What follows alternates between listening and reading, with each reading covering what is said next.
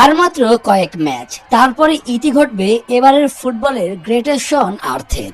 এরই মধ্যে আলোচনা কে পাচ্ছেন গোল্ডেন বুটের ট্রফি। গত আসরে মেসিকে টপকে এই পুরস্কার জিতেছিলেন এমবাপ্পে।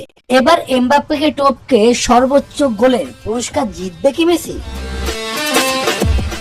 এখন পর্যন্ত LM10 এর গোল সংখ্যা 8 আর অ্যাসিস্ট 1। সমান গোল নিয়ে যৌথভাবে শীর্ষে রয়েছেন কিলিয়ান এমবাপ্পে, তবে অ্যাসিস্টে এগিয়ে ফ্রান্সের তারকা।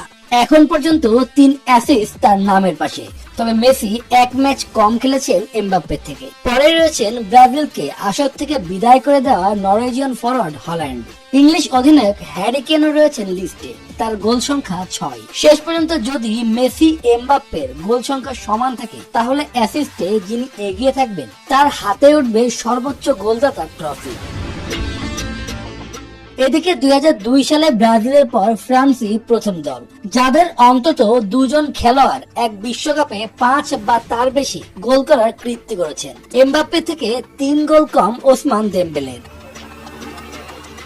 মেসি আর এমবাপ্পের মধ্যে চলছে আরেকটি লড়াই বিশ্বকাপের সর্বোচ্চ গোলের তালিকা নিয়ে। মেসির গোল সংখ্যা যেখানে 21, সেখানে এমবাপ্পের 20। খেলোয়াড়দের ফর্ম, অতীত পরিসংখ্যান বিশ্লেষণ করে সুপার কম্পিউটার শিরোপার অন্যতম দাবিদার মানছে ফ্রান্সকে। তারপরে রয়েছে মেসির আর্জেন্টিনা ও স্পেন।